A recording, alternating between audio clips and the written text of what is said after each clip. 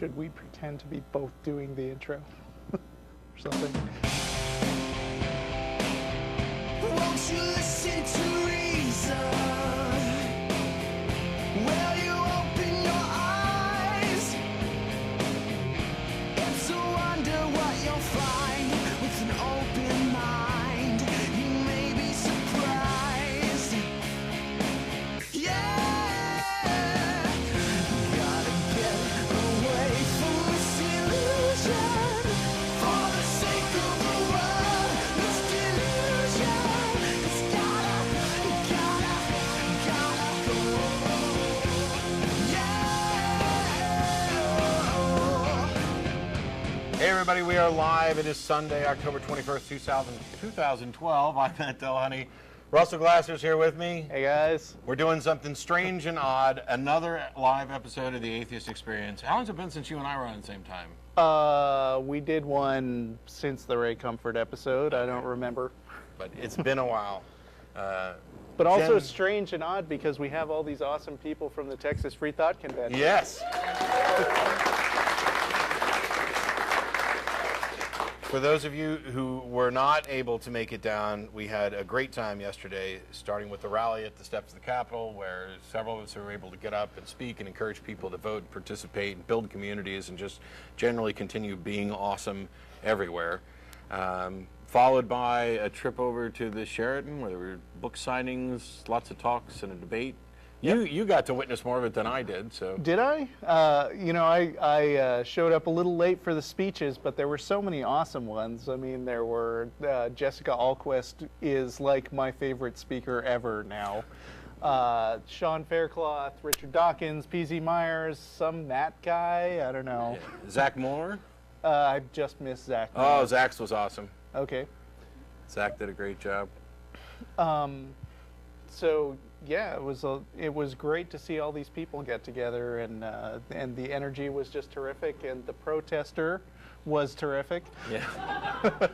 The lone protester with the giant sign. I think there were two guys. Linnea got a picture with him, which is up on the blog now. And it's kind of funny because I mean, he did actually walk all the way up to kind of protest the rally, but I think it's important to realize that these guys were just out there doing their church service out in front of the Capitol, which happens all the time here. Somebody is out there preaching every weekend. Yeah, he stood there hovering, and he wandered in and kind of waved the sign in some people's faces, but I think you pointed him out to people, and everybody was cheerful and friendly, which is good because I saw on Facebook somewhere that the same guy goes around like protesting a lot of events and picking fights, like Fred Phelps. And to the atheist credit, nobody actually took a punch at him, and he got bored and wandered away. So there was lots going on. Paul's here. What was the final count? Do we have one? Nothing official, but we're at about 450. About 450 people or so. Had a great time. For the first time ever, there was a debate at the event. I was there to debate Christine from Secular Pro-Life, who also happens to be here today. We had a good time. The event was amazing. We're looking forward to next year's in San Antonio. And of course, also coming up is the American Atheist National Convention here in Austin, which is not going to be anything to sneeze at. That's a big deal. 50th anniversary, coming back home. It's awesome. I'm excited. You should be excited. I'm excited. No, you should be excited. So damn excited. Man, I'm pumped. We want all you protesters to come back for that one, too, so we can smile and thank you for showing up, Right. just like always. Did you have anything you wanted to touch on before we got started? No, not really. Just thanks a lot to Paul, who did such an awesome job at getting everything working together. So today, I don't know if I mentioned it, but it's 2 hours today. We're not just doing a 1 hour show. We went ahead and added an extra hour for the TFC. So even though the phone lines are completely full now, we're going to start going through rapid fire calls, and you'll be able to get in. They'll put the number back up for you at the bottom of the screen here shortly. But let's jump right in. Oh, well, and if you're someone who comes to dinner after the show, then that It'll would be be an hour later. Yeah. FYI. Threadgills, they'll put the address up at some point, I think. Anyway, we'll get started. We've got Edward here in Austin. Wow, that's a rare thing. How are you? Pretty good. Why is Russell on the show again? He was on last week, if I'm Is not this mistaken. Matt from Oslo? What? No. Russell's on again because he's just generally awesome and filled in for me last week, and now I'm filling in for Jen. But do you have a question No. that doesn't relate to the logistics of who we decide to put on? No, I was actually calling in about morality and absence of morality when you're an atheist. Yeah, unfortunately, and I don't mean to just be rude, but are you disguising your voice to hide your identity, or are you just getting ready to prank call us? I'm not a prank caller, sir. Okay, so what's your question? How can you keep the same morality as a normal, decent Christian while not believing in God or a hell? Yeah, I don't consider Christians normal or decent, and I don't care one whit for their version of morality. If you look at the Ten Commandments in the Bible, it says good things. You're not supposed to murder anyone. The good things like don't steal, which is pretty good foundations for morality. Well, sure. Those are good foundations of morality that existed way before the Ten Commandments. You can check out the Code of Hammurabi and a bunch of the stuff like don't work on the Sabbath and don't have any other gods before me. We just couldn't give a crap about. Yeah, those two that you picked, they're kind of useful. They're a little vague. I mean, there's a reason why, for example, the U.S. Criminal Code, it kind of goes into greater detail on this killing thing, because that's just kind of ambiguous. Thou shalt not kill. Oh, it's murder. Oh, well, let's make laws about that. You see, the thing is, as Russell pointed out, neither one of those originated with the Ten Commandments. There's no reason to think that they come from any God, and it wouldn't matter if there was a God who said them, because they're right independent of whether or not there's a God. Yes, but they're still relevant today, and they were written 2,000 years ago when the New Testament was getting written. And that matters why? Excuse me? Why does that matter that they were written 2,000 years ago, especially when Russell just told you there's some that are older? Give me an example. Code of Hammurabi. What is that? What religion is that? That's not a religion. That's an ancient set of laws set up by King Hammurabi. Then it doesn't matter. We're talking about religion. If we talk about religion, it doesn't matter what any other. There's nothing about this like in the Quran. Only thing I've seen in the Bible. Okay. Well, thanks a lot for filling us in. Did you have an actual question, or was this just an opportunity to remind us that there's, we stood on the steps of the Capitol yesterday. There's a whole Ten Commandments monument there, so. I was hoping to get you to answer my question, but you obviously can't do it. What question? How can you make moral decisions and still be an atheist? Because morality is not tied to religion. I gave an entire talk. What? It is for me. No, it isn't. Oh, well, I don't even know why I don't know how we can possibly continue. Yeah, that's what I thought. Talk to you next time, Matt from Oslo. Thanks so much. Good job, Russell, for calling it. Joel, also in Austin. Oh, by the way, I should Matt say from actually Oslo in is Austin. still a fucking idiot. Yeah. Hello. Hey, Joel, how are you? Hello, I'm good. So I called into creation today. Do you know what that is? No, but I'm betting it's a creationist program. Yeah, it's the ministry that Eric Hovind is running. Oh, okay, yeah. Why did you do that? Huh? Why would you do that? I was just calling there to see what that was all about, and he actually picked up Eric Hovind, and he speaks to us, me and my friend. We were calling with Skype, so it was a group thing, and he used this argument. It was kind of a philosophical argument that as an atheist you can't know anything. What? Because you need some. It was a really weird argument. You basically went like, as an atheist, you had no. Was it presuppositional apologetics? He may not. I don't know what that. It ended up with anything we said. He said, "Well, how do you know that? You don't have a ground for truth, and because you don't have like a God telling you what's true or not." We basically got stumped by him. So I don't know. It felt really weird, and basically, Matt, you're a fat fucking piece of shit. Hey, thanks so much. Anybody who gets stumped by Eric Hovind is right on the money with all the rest of their assessments as well. Right. So it turns out we had no callers from Austin. We just had a couple of people from Asshole Town. Tim in Jackson, Tennessee, how are you? Pretty good. How y'all doing today? Good. Better now, I hope. Yeah, great colors suck. Hey, I got a question. I've been doing a little bit of studying on Einstein and Spinoza, and I was wondering what y'all's opinion was on pantheism and use of pantheistic language, specifically the way that they used it. Sort of, it's not really necessarily supernatural, but rather more of a profound reverence for nature. Yeah. What's y'all's opinion on that? There's no reason to believe that there are gods in that there are gods in anything, let alone gods in everything. Yeah, I think Spinoza and Einstein's reference to nature as a god, this kind of pantheistic thing. I realize there's people who still look at that and say those same sorts of things. I don't see any real use in it. I think it's kind of a remnant of a once upon a time where it was a lot easier to talk about things in those terms and a lot harder to just say, oh, I don't believe that, a god exists. I don't find any real value there at all. At most, it gets distilled down to like poetic ideas about the, nature and the beauty and, order and all of these things. I care more about what's actually real. Right. That's not to shy away from, poetry and metaphor and things like that. They're interesting and entertaining and can provide insight.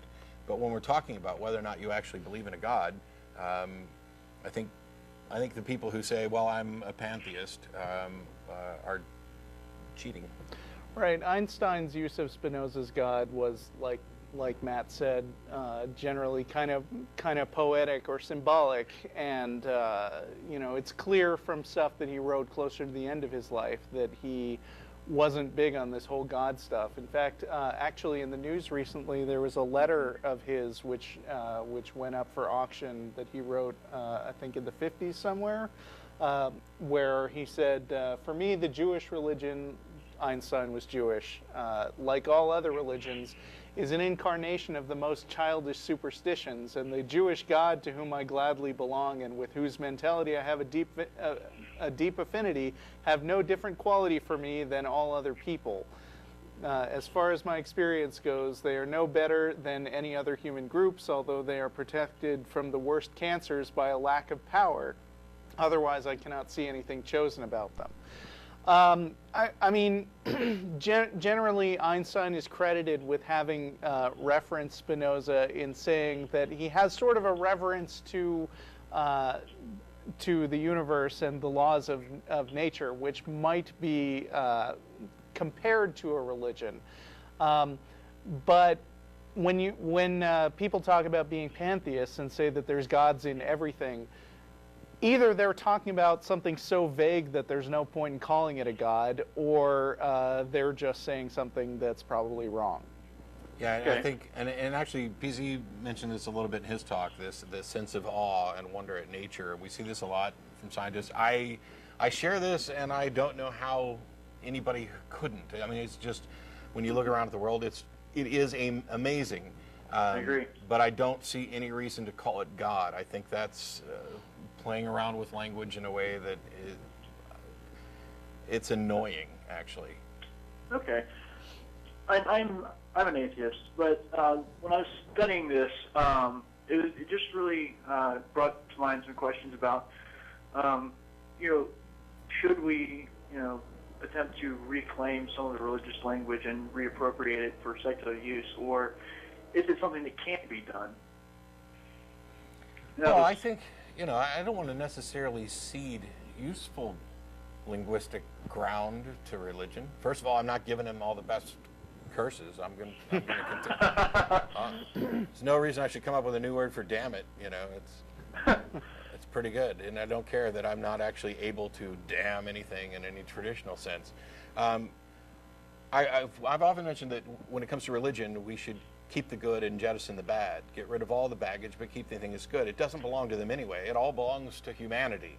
The fact that religion co-opted some things, you know, for example, I have no problem at all with talking about the human spirit or a metaphorical soul. I tend to avoid actually using the language and try to focus more on what it is that I'm actually talking about. But yeah, if there is some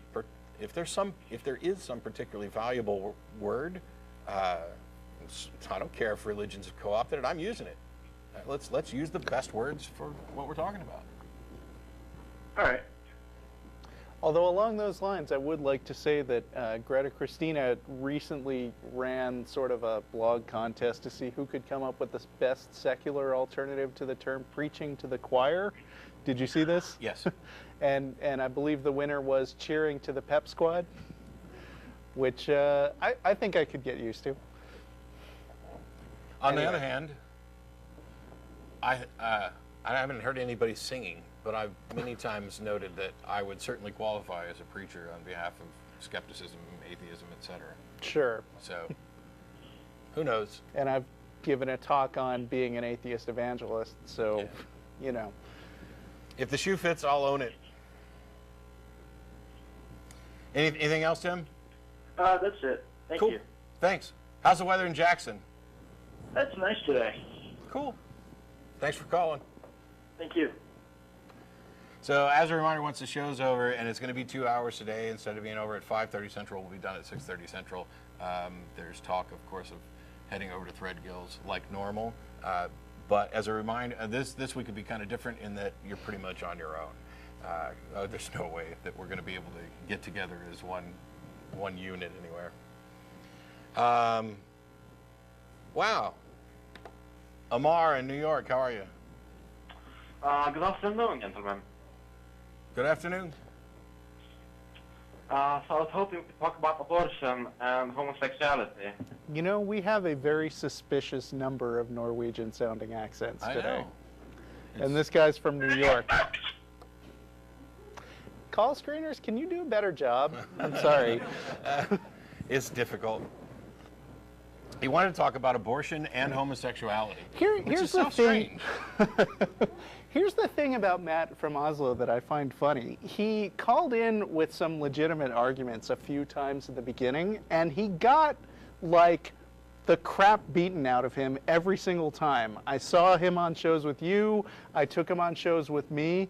You know, we demolished his arguments, and now he's reduced to this sort of screaming, ranting thing. Yeah. Well, And I think it's a good representation of how when religious people run out of arguments, they're just going to go for trolling. except that I don't think he's a religious individual. You don't? No, I think he's an atheist troll. Okay, so you don't think his Norwegian creationist stuff? No, I think every bit of it was, hey, let's set up straw men for them to argue with because I'm tired of hearing atheists call in. Oh, you think So it was? I think it's exactly like right a down the line. friend of that Yes. Mark from Stone Church guy? Of, hey, let's have an argument, even if I have to fake it. I don't need Right. you to fake it. I mean, and by the way, you know, as we demonstrated yesterday, it's funny he should happen to bring up abortion. That's what the debate was about at yesterday's TFC. And it was two atheists debating for different positions because there's no reason to think that we're necessarily going to agree on, well, much of anything. Mm-hmm. And, you know, I don't know who these callers are or Right. whether or not, it's really difficult to tell whether or not anybody's being sincere. It's the whole reason you get that, Good you know, point. that confusion that any idea can be parodied, and there are people out there who believe all these things, which is why generally, you know, I don't really care if they're being sincere as long as we have a good conversation. But if it's just, hey, you're fat, well, tell me something I didn't know. But the you know? thing is, we do try to take religious arguments seriously on the show and not just dismiss, you know, and not just make our own straw man of what we think they would be saying. I'm get it. Sorry, distraction on the set. Call her back. Anyway, we've spent enough time on that. Yeah. For the people who are wondering, my phone was ringing and it's my mom, and that doesn't happen usually unless it's something important, so Beth's going to take care of that. I'm sorry, is this Johanan? Yes. Have you heard of a physicist named Anton Zeilinger? No. That name sounds kind of familiar, but I'll just say no. He's the inventor of quantum teleportation. Wolf Prize. He comes from the University of Vienna. He invented quantum teleportation? Well, he didn't invent the theory behind it. The theory was produced first, and then he produced it in an experiment. But what I was going to talk about, though, was a different experiment he did back in 2007. Are you familiar with his test of Leggett's inequalities? Nope. Basically, they disproved realism in quantum mechanics. There was local realism, which was falsified by Alien Aspect back in the 80s, and then later on he falsified non-local realism, and the result, you can actually look this up on Physics World. April 2007 is an article, is Quantum Physics Says Goodbye to Reality. And the argument was that basically the conclusion was that things don't actually exist in the quantum realm before you make a measurement of them. Now, what's interesting about this is that this ties into what's called the digital physics paradigm. You've heard of that before? No, but I'll dispute your claim that it's interesting. All right. You can tell Mark Lowy, I know you're your physics guy, just in case you bring him up. He's tell him to check this stuff out. Anyway, there's a paradigm in physics right now called digital physics, which says that the world is information at bottom. It comes in from quantum gravity and other areas, and it also argues that space is illusory as well. This is coming from loop quantum gravity, and you can actually derive the same result from non-theoretical, just from like experimental results. Yeah, I'm wondering if you called the right show. Okay, what I'm getting at is that you can model the world, and there's a guy named Brian Whitworth who does this. You can model the world like a virtual reality based on information processing. Sure. This is all, and it sounds crazy, right? But this is all serious. NASA physicist named Tom Campbell is also promoting this. And what I was going to get into next, though, was integrated information theory. This is Giulio Tononi. What has this got to do with the atheist experience, though? I'll explain. Maybe. Okay, it switch gears to, basically I'm going to argue that the universe is on the inside of a conscious state. And What? that the only way around this is either to... Excuse me, can we skip to something? Are any of these claims that you're about to make directly stated by any of the primary research papers that you're referring to, or is this just a conclusion that you've jumped to? The one with Zeilinger's claim, that's in his paper. He Got a says quote? that realism is false. And then Yeah, there's a guy no. The conscious mind conclusion that you're skipping to. Did he say Okay. that? Actually, Giulio Tononi, I believe, argues for panpsychism. However, it's a really simple argument when you explain the details of it. Basically, no one can really agree on how we get from brain to mind, but the one thing that pretty much everyone can agree on is what it's like to have. Whoa. Let me explain real quickly. I'll let you get right back to it. Right. For the people who have this knee-jerk reaction to, oh, no, it's rude to interrupt. No, it's going to actually happen, and that's because if I let somebody start an argument and then continue on down the line when there's a disagreement or unclear terms at the beginning, then by the time we get to the end and I go back, then it becomes an argument about whether or not they said what they said. Your take that there's not agreement on how to get from brain to mind presumes that the two are different. Okay, that's fine. What I'm getting at, though, is that you can disagree with that, which is perfectly fine. Tononi's approach, though, because even among materialists, there's some disagreements on exactly how it happens.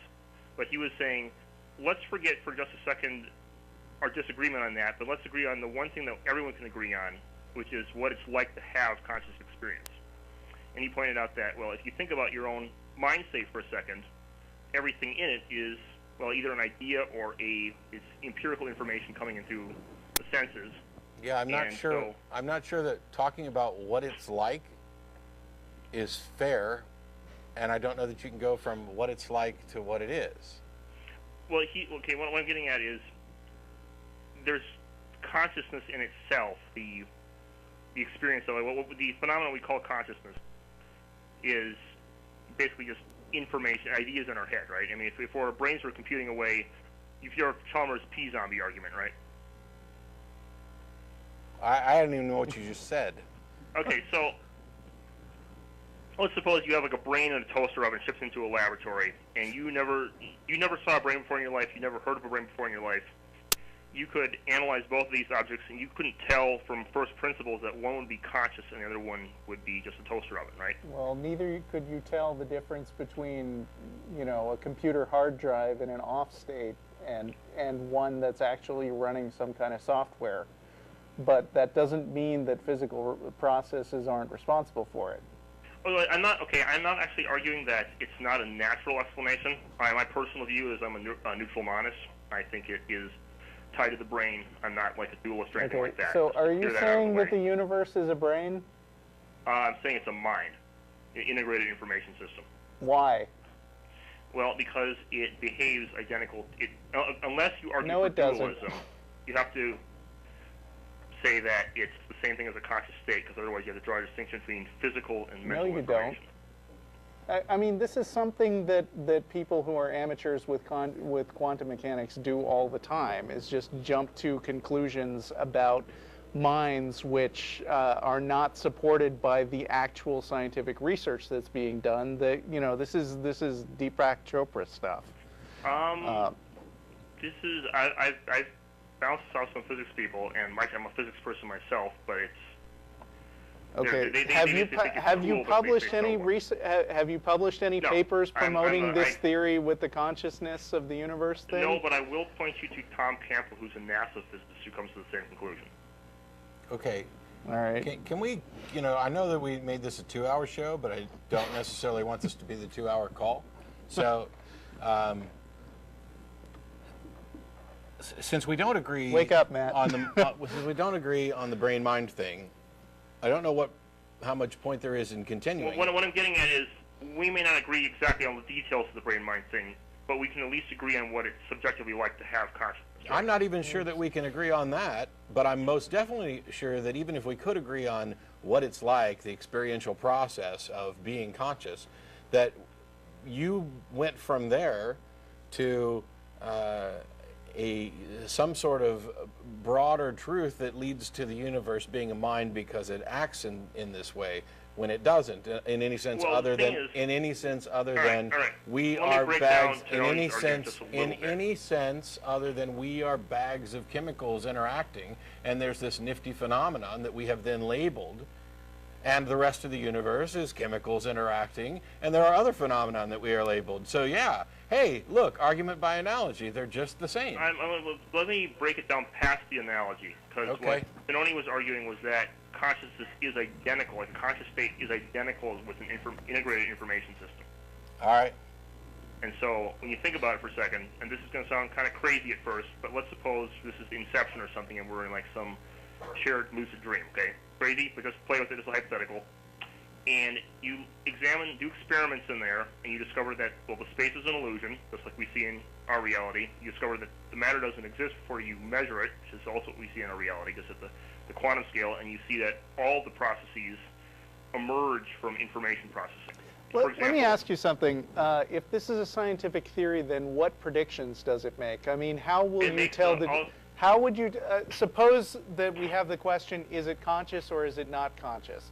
What prediction could you make to demonstrate that it was one and not the other? This is going to be really cool. I'll show you a couple of them, actually. Boy.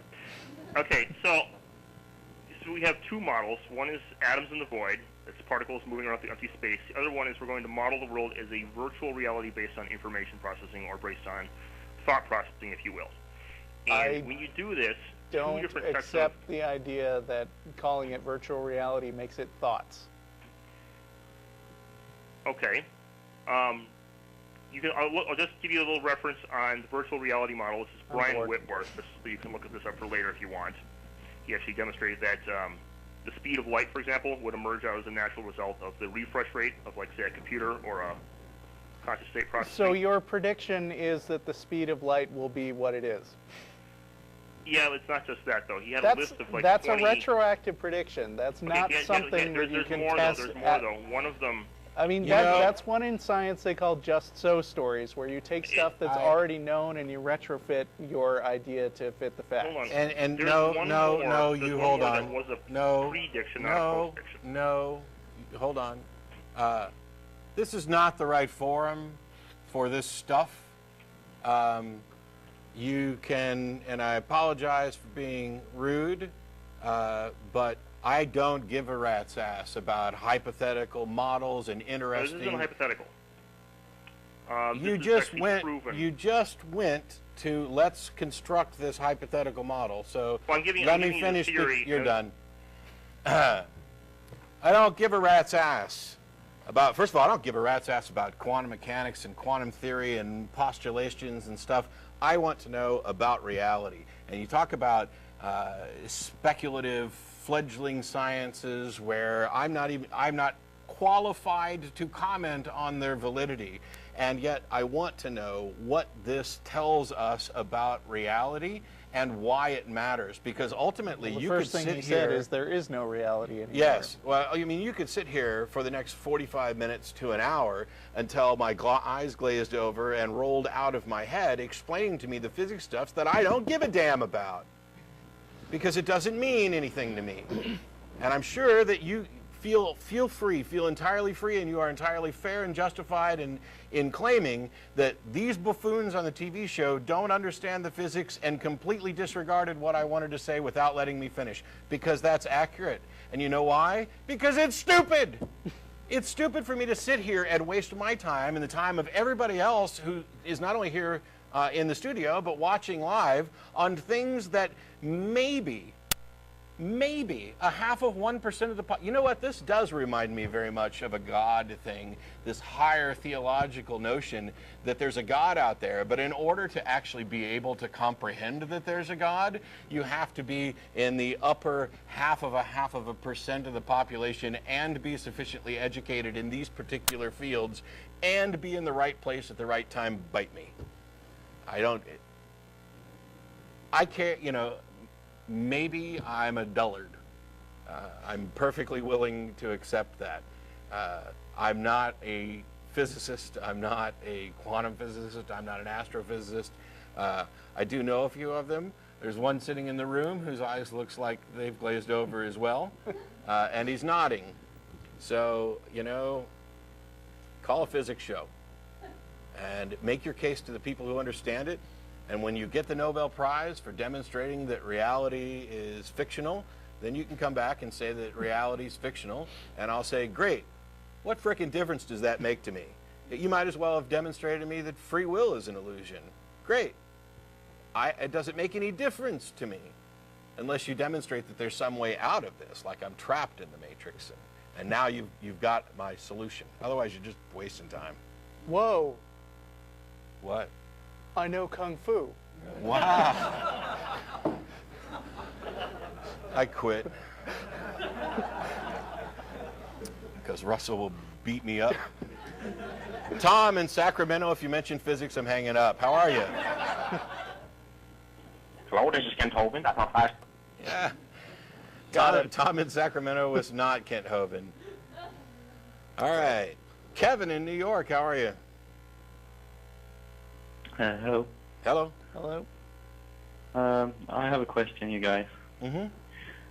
So I was at a funeral. I'm tired of these guys with accents. I'm sorry. I'm not buying it anymore. What? Did I just jump the gun? I think so. Okay. Kevin, if Russell jumped the gun, feel free to call back. All right. Sorry. Trigger happy. Norma in Seattle, how are you? Hi. Hello. Hi. I had an idea the other day that I don't think I've ever heard put just this way, and I wanted to see if I could get some feedback on it. Sure. Belief is necessary for salvation, according to Christian doctrine. If Christians bring up their children, or any other faith for that matter, bring up their children by indoctrination, does that child believe? or are they indoctrinated? And if they are indoctrinated, they don't believe, thus they are not saved. Well, okay, first of all, there's lots of different Christian models for the salvation process. Right, right. And it's not, it's rarely talked about as simple belief.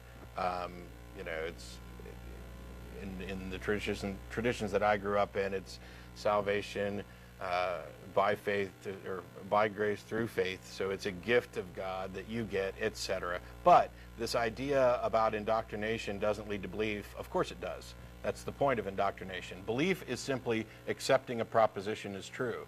And it doesn't matter whether that's, it's the result of becoming convinced. Believing something is after you become convinced. And you can be convinced for good reasons or bad reasons. You can be convinced for good reasons, like, hey, this is supported by a lot of evidence, seems to match a lot of what we've seen, and in talking to other people, all of this lines up, and so I believe this, and I'm not claiming that it's absolutely certain, but it's pretty good. But you can also be convinced by bad evidence, and that's exactly what indoctrination is. You know, this is perhaps slightly inappropriate, but when I was a little kid, I believed that women didn't fart. And that's because my mother told me that over and over again. I have since learned that this is not true. Right. But I believed it, and I believed it for bad reasons. And you could say that I was indoctrinated to believe that silly claim, just like I was indoctrinated to believe the similarly silly claims about people walking on water and living in fish and other stuff. But yeah, I actually did believe it. I think the point that you're getting at, though, is strong. And it's one that we've used in response to Pascal's wager, which is, wow, where did that light come from? God? Okay. Is that you? If so, could you do something more than flip a light switch? Because that's pretty freaking lame. But we've used it in response to Pascal's wager, which is this idea that you should just go ahead and act as if you believe even if you don't. And that's a problem. Right. You know, can you fool God? Is your belief sincere? Which I think is kind of what you're touching on. Right, I'm saying that it's not because it's been indoctrinated. Yeah. No, wouldn't you think that Christians, when viewing other faiths, would say that their children are indoctrinated, given that indoctrination is a pejorative? Yeah, but you see, the thing is, some Christians believe in something which is called the sensus divinatus. I'm not sure I'm going to pronounce this right. Yeah, sensus divinatus, which is that God basically reveals his existence by dumping the knowledge straight into the heads and hearts of every person out there. And so a person who is a true believer will often feel like they, their feeling about what's true about God is enough to prove that it really is true, and that every person on earth actually feels the same thing, and anybody who has a different outlook on God is just lying about what they think. It's kind of a cornerstone of presuppositional apologetics. So,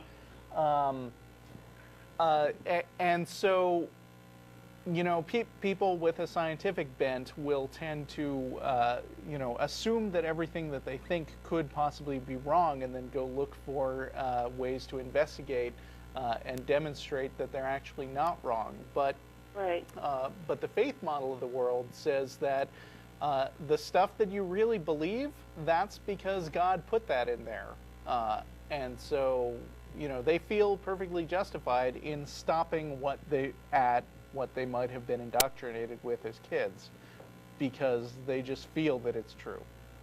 Yeah, so reason has nothing to do with it. No, and part of it is that, you think that other people may be indoctrinated, but you don't think you're actually indoctrinating your kids. You think you're teaching them and teaching the right stuff and making them receptive vessels for God to stick something in.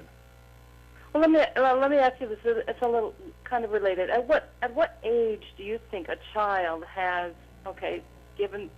pretend they haven't heard any doctrines at all up to a certain age, and then they're exposed to different doctrines. What age do you think they would believe something in the true sense of the word, based on what they research or are exposed to, or what age was the child legitimately believing something?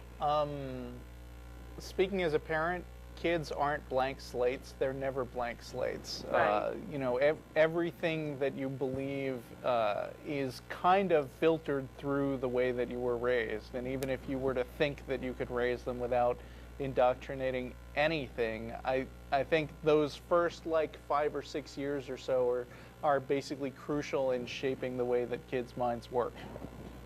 Yeah, So and I'm you not know, sure that's a legitimate question. I think when we talk about the way belief works, and you know, like I mentioned, it's just accepting a proposition is true. I don't know that there is an age limit on it. You know, when you talk about, for example, little kids believing in Santa Claus, they believe. Some of them, you know, we don't always believe everything in the same way. You know, my belief about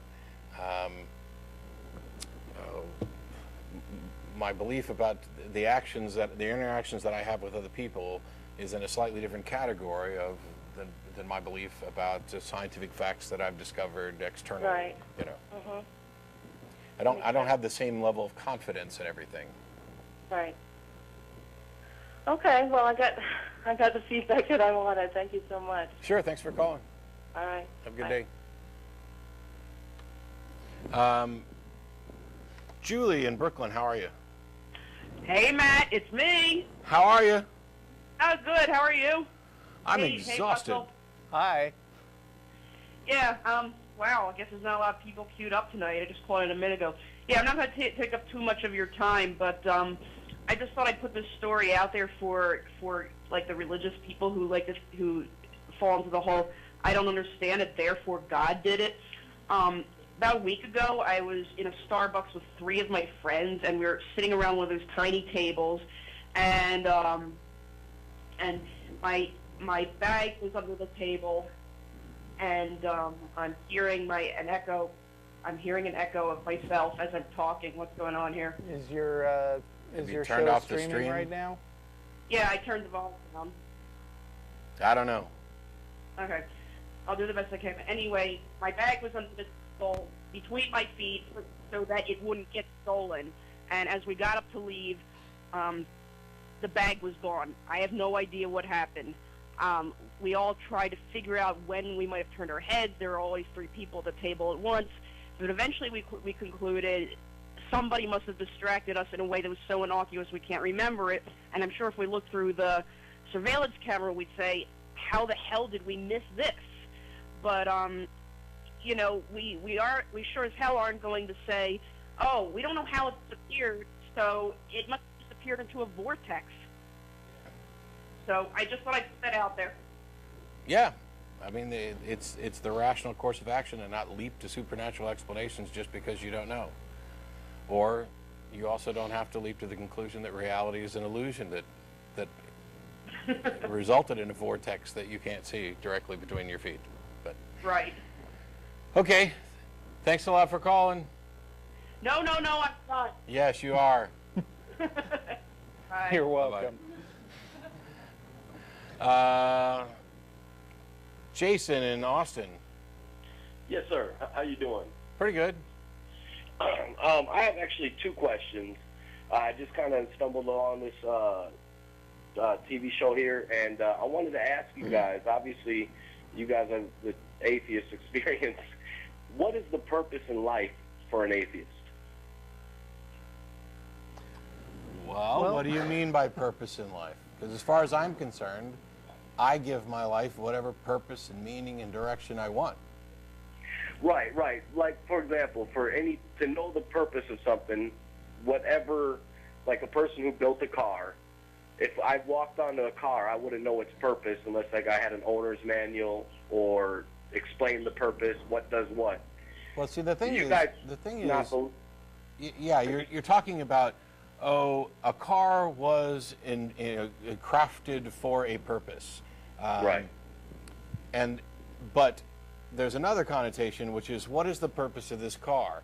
And I've seen cars for which the purpose is to drive, and others for which it is to be a planter for potted plants sitting out in front of a building, and for others it's a decoration, and for we imbue purpose onto things. Now, if you want to look at it as what is the purpose that is imbued in humanity externally in the same way of the car being designed, then it's, as far as we can tell, to pass on our genetic code. That's the process that evolution's given us. But we can give our lives whatever meaning and purpose we want. Okay, so in other words, you guys gravitate that evolution is real and true and validated. Of course. Don't you think evolution is true? Well, microevolution maybe, but There's macroevolution. Wow. It's okay. I realize that there are people out there who just fall into this trap of making these distinctions, but okay. Right. Well, I mean, the thing you just asked is a non sequitur, because the reason we think evolution is true is that basically it's the recognized explanation by biologists for how the diversity of life came about. But it's got nothing to do with explaining, now that we're here, what should we do with our lives. Right, I understand. And that kind of was a topic that we just kind of branched to, and we can maybe talk about it if you guys give me the grace on the show. But I wanted to ask another question. Mm-hmm. Jesus Christ, do you guys believe he was a real person? I don't know. I think that if Jesus was a historical figure, then the Bible is probably about as accurate as Abraham Lincoln Vampire Hunter. It could be based on real historical facts, but there's no reason to believe that any of that water to wine, walking on water, rising from the dead stuff ever happened to anybody. Yeah, and I don't know whether or not there was a historical figure that it was based on, or several, or whether it was. I don't know, and I don't know how we can know. I know that a friend of mine, Richard Carrier, is currently using Bayes' theorem as a model for demonstrating a way to determine the probability of historical events, and he's actually using this to evaluate the probability that Jesus was a historical character. But let's just say, for the sake of argument, that it's likely that there was a Jesus character. What difference does that make? Well, it makes a big difference, because either, because for example, just saying, the Bible says that Jesus says, I'm the only way, the truth, and the life. Yeah. No man comes to the Father God except through me. Yeah. So either Jesus was the biggest liar, the biggest deceiver ever known, or he is like what he was saying. No. Those aren't the only options at all. I conceded, for the sake of argument, that there was a real person there. That doesn't mean that anything that's recorded about that person is actually accurate.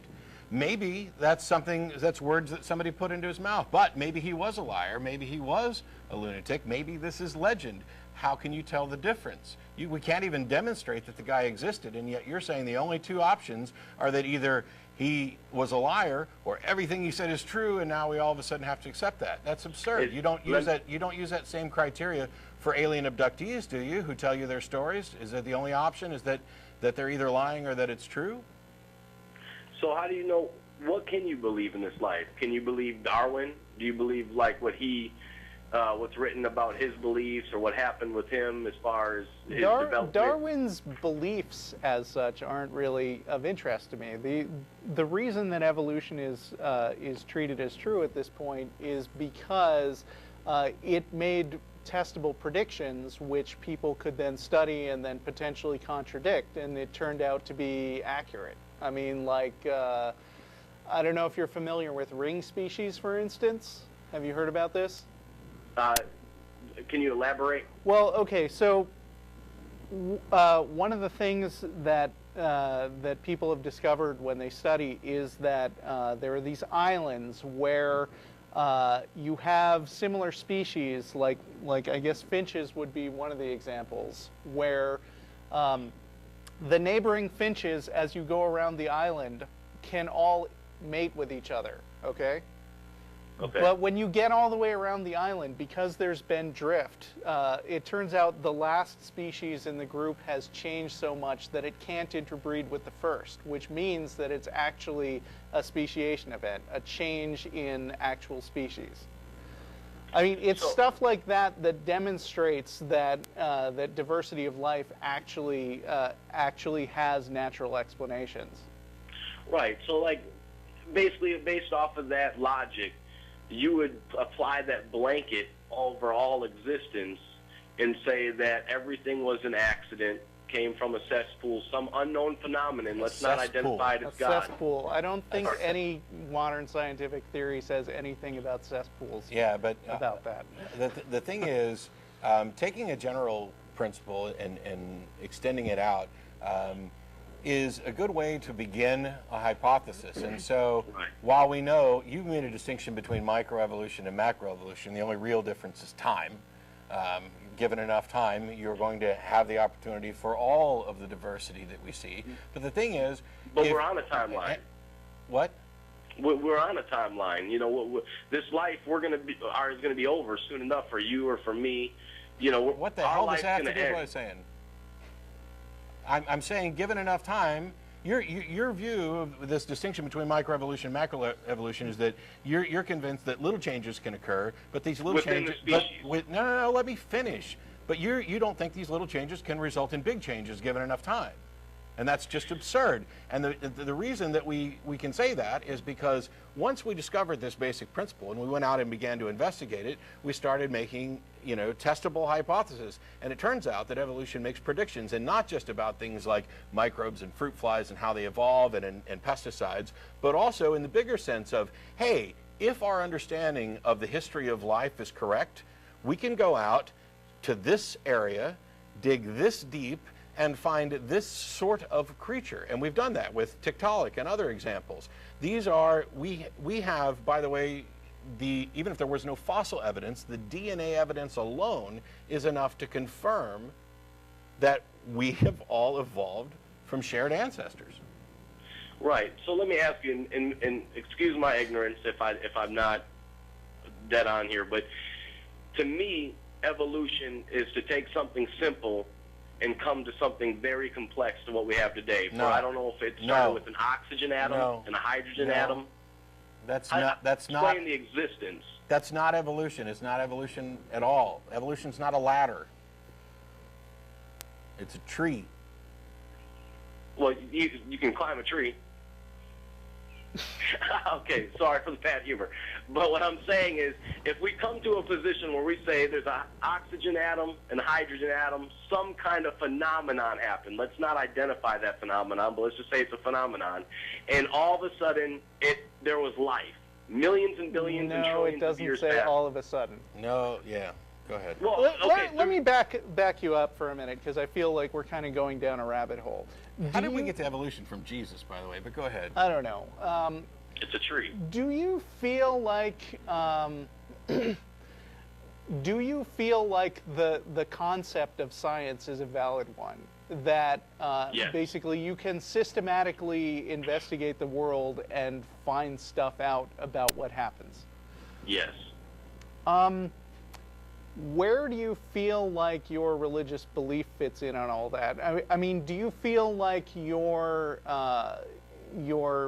belief about what Jesus said and did is verifiable in the same way as gravity? Well, that's you get to faith there. I'm not denying that to believe in God it doesn't take faith. I mean, what I'm going to say here is No, it doesn't. What? He said that to not believe in evolution. Stop. He said to not believe in God takes faith too. Do you believe in Bigfoot? No. Is that a faith-based position that you have there? No. Then don't tell me mine is either. That's absurd. I meant to say to believe in evolution. No, belief in evolution doesn't take faith. All it takes is an understanding of the science involved and an acceptance of reality. That's not faith. Faith is the excuse. Faith is the excuse that people give for believing something when they don't have a good reason. Belief in evolution is based on good reasons. It's just reality. The explanation for it. Yes, you just said that science can only take you so far. So far. Let me tell you about so far. So far, the single most reliable, consistent way of determining anything true about the universe is science, hands down, unequivocally. And if you were to demonstrate some alternate way of knowing, how would you demonstrate its reliability? Why, you'd have to use, what's that? Oh, science. The fact that it can only take you I'm so not far arguing just science. means that we don't know everything yet. But if you believe in a God and you're willing to, why would you accept anything on faith knowing that you don't have a good reason for it? Well, this is the thing. For me, I have a relationship with the God I believe in. Now, for you, What kind of relationship? okay, for you, you may not comprehend it. But like also, for example, in the Bible, Okay. there I hang understand on. most relationships. Jason, Why do I you was think gonna this answer. one is incomprehensible? I'm going to let you get to it, but this idea that I may not comprehend it, are you aware that I was a fundamentalist Christian for 25 years and was going to be a minister? no. Okay. Continue to explain your relationship with Jesus that I don't understand. Okay. Like, for example, in the Bible, there's signs, there's wonders, there's miracles.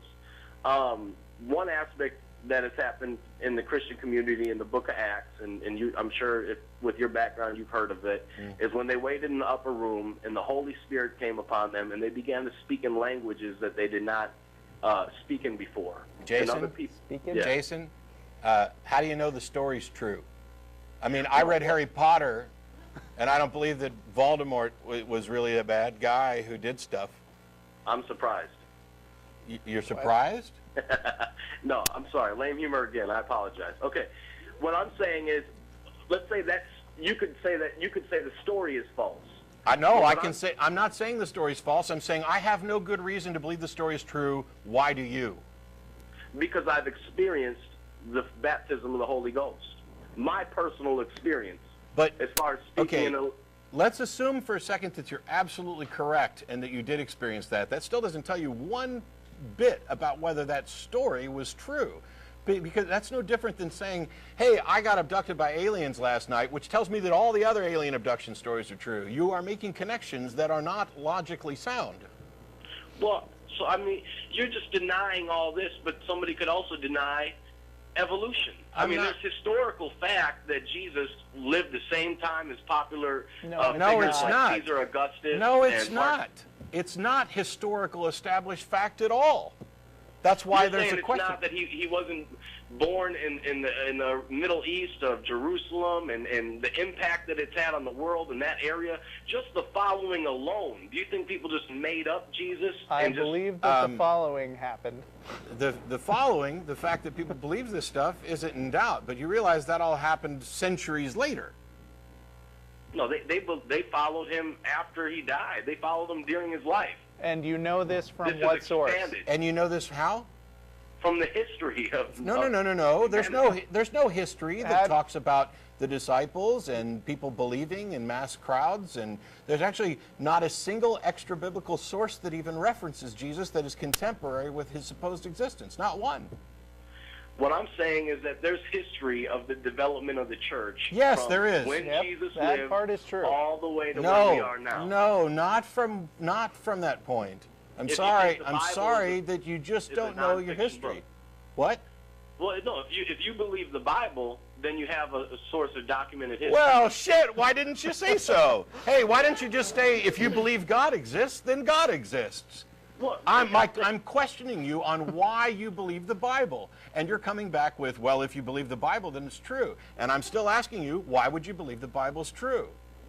Where is the independent verification of the accounts that are in that book to demonstrate the truth of the claims?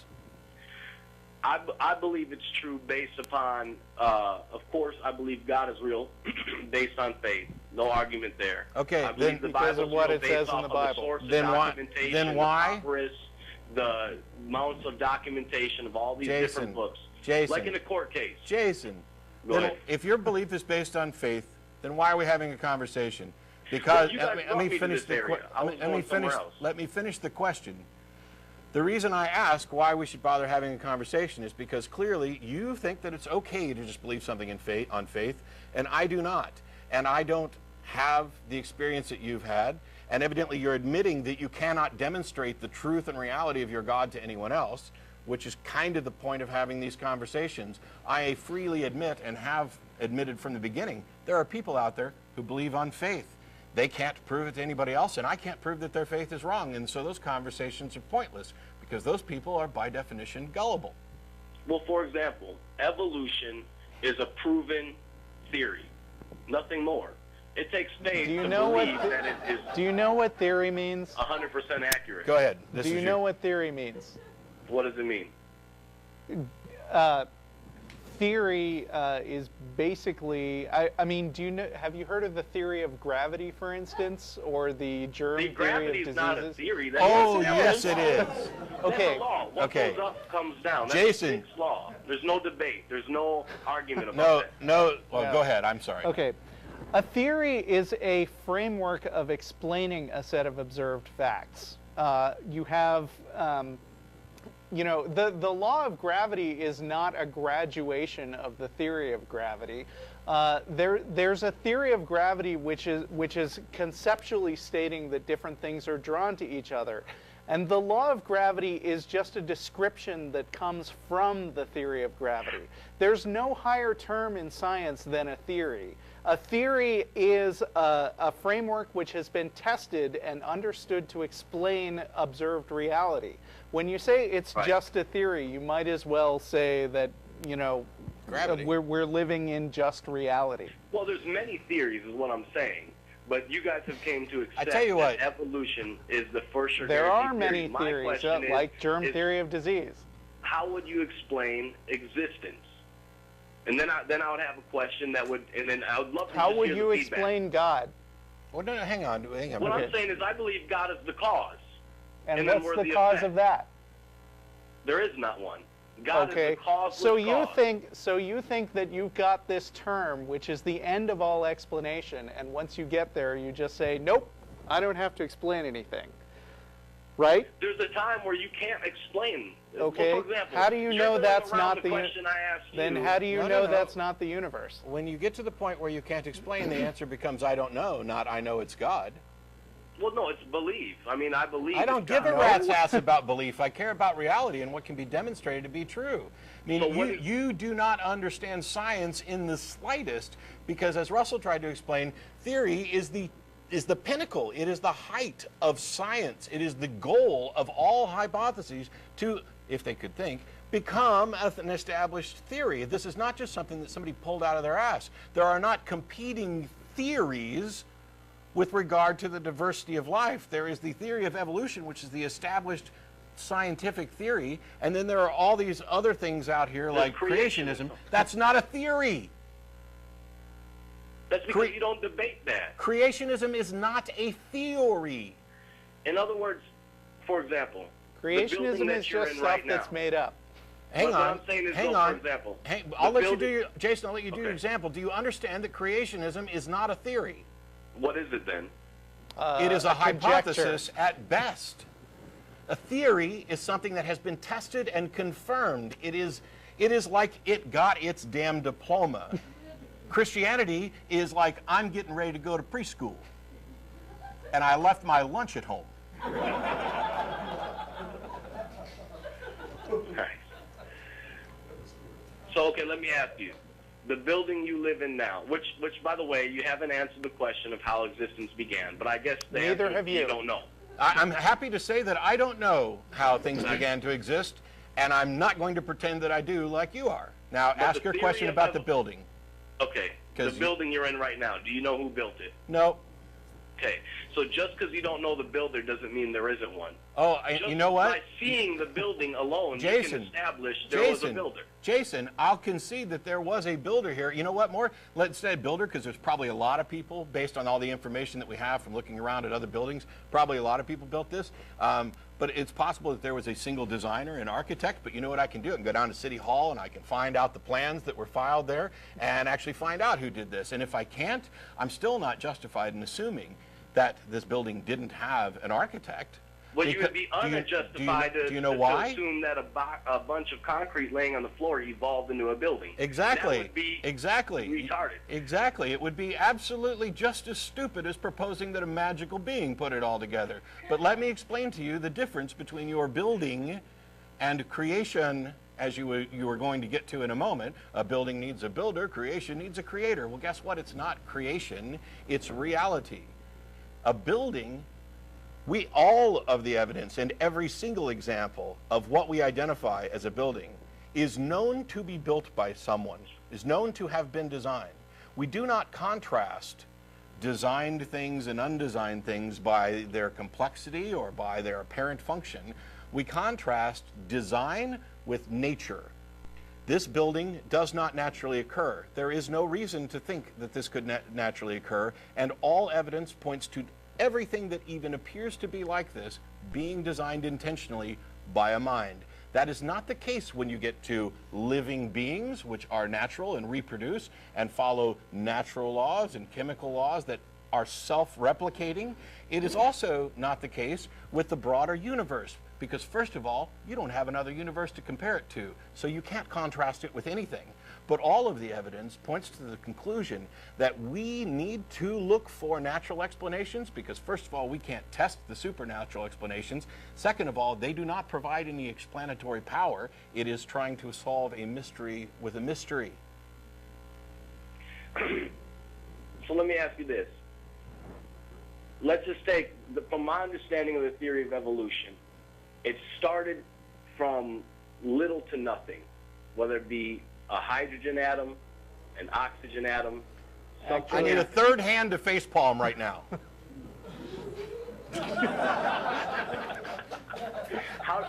What is the theory explanation for existence? You're asking for what is the solution to the question of abiogenesis, and the answer is we don't have that solution yet, but we have people who are working on it and who have demonstrated that at least in theory it is possible for living matter to arise from non-living matter under the right circumstances. I'd recommend that you go to Wikipedia to start with and look up abiogenesis, which is distinct from evolution. Evolution deals with what happens after life is there. It's undeniable the two are tied together. I'm not making that claim. Okay, so billions, trillions, quadrillions of years go by. We're at the pinnacle of mankind, and we find out we still don't know what's going on here. Yeah, So and doesn't that why suck there that be we a don't God? know everything yet? Why does that give us the right to make shit up? Well, that's what I'm saying, though. But why would we just say there is no God based upon our ignorance, or saying that? Did I say that? Why? Russell? I didn't say that. Did either of us say that? Right. But Well, you're you- saying as for an atheist, sure you say there's no God, right? No, as an atheist, I say I don't believe that your God exists. Can you prove it? Oh. Oh. It only took us 40 minutes to get there. But Well, at least it didn't take us millions of years. Yeah, and you know what? You still don't know. No, I know there's a God. Because How do you there's know? no relationship. How do you know? I mean, that seems to be. Are you sure you're not being a bit hyperbolic with your language there? What do you mean you know there's a God? How do you know? I know for sure, from personal experience, there's a God. so are you saying that Okay. you're infallible? No. Hang on, All right. stop. I asked how you know, and you replied with, I know. Bam. I want to know how you know. Well, of course there's faith, but that ain't acceptable. Listen, I know we need the That's three true. hands on your head. That's truth, right? Because You cannot know anything by faith by definition. what I'm saying is that That's there's like saying I experience. know because I felt it in my balls. Well, listen, and there's things you may know by feeling in your balls that have happened, whatever it may be. But what I'm saying is that, yeah, based upon feelings and experiences that you have, you could identify whether you want to say God, whether you want to say creator, whether you want to say phenomenon, whatever the label you want to put on it. When there's been an experience in my life that it could not scientifically, could not be explained. For example, So in other words, Yeah, thank you. whenever something happens to you that you don't understand, you just say, well, must have been magic. I mean, you just asserted No. that science not only, you said science cannot explain. How the hell did you decide that? with me using the Bible as my foundation, that Which you guys still haven't completely established throw away in why the you trash. would, which you still haven't established I don't- why you would know that it's true. Okay, but let's just say I believe it's true, whether it is or not. I know we'll you believe debate it's that. true, but now Right. Matt asked how you know it's true. So okay, that's what I'm gonna get to. Well, I'm no, taking- because the last thing, which is important, is that you just said you had experiences that science cannot explain, and therefore you attribute them to God. That is, by definition, the argument from ignorance fallacy. It is the premier example of the argument from ignorance fallacy. I don't have a scientific explanation, so I'm going to go with a supernatural explanation. That is utterly illogical and irrational. Okay, but we don't have an explanation for existence. Correct. we're So free to don't make one pretend up. like we do. Well, okay, right. I'm just saying what I believe and display what you believe. But you asked, what is my experience? That's what you asked. My Did we? experience is, Yeah, at some point, Okay. I'm sure, in this year-long call. yeah. Well, that's why My- we got 2 hours. We're only an hour in. My Believe it or experience not. is, welcome to the atheist experience, right? My experience is, come in the book of Acts, when they were filled with the Holy Ghost, they spoke in another language that they never spoke. So That you're has happened to me, and my personal belief. Not just me, but many people I know. In fact, many people I have led to receive the Holy Ghost was speaking in another language that they never have. Honey, call Jerry DeWitt and have him call into the show right now if he has time, please. I'm getting ready to get a Pentecostal minister on here who did speak in tongues and can still do it on command. He would be happy to talk to you, I'm sure, about your And he denounces experience. God. What? Of course, he's an atheist. He woke up. Wow. He woke up. Wow.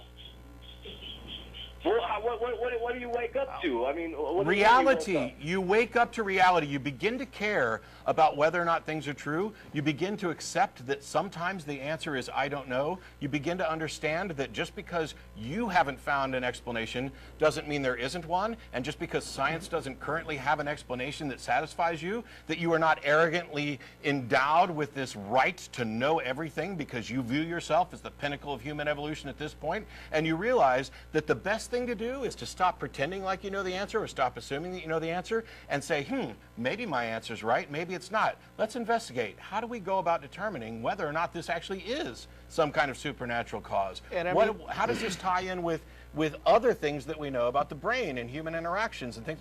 Maybe if I investigate, I might be able to demonstrate that my stuff's actually true. But instead, I will just lazily accept that, well, science hasn't answered it yet, so this God thing must be the way to go.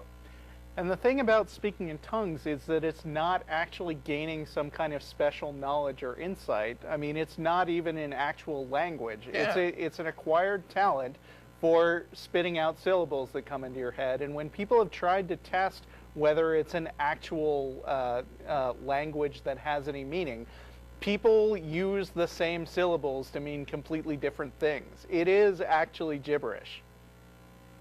It just depends. I mean, in the book of Acts, when they spoke in tongues, other people of different languages. Again, you're quoting the storybook that you- Jason, I swear to your God, if you mention the Acts or the Bible again without justifying it, I will hang up on your ass.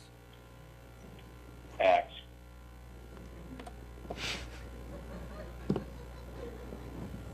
Gotta follow through on these. Sorry. Sometimes you hit a wall. Hey, you don't have to bother Jerry. I don't want to put Jerry through that. I love Jerry. Were you going to have him call the guy personally? No, I was going to have him call into the show. Yeah. Don't bother him. I don't want to put any of my friends through that except Russell. I'm just your whipping boy.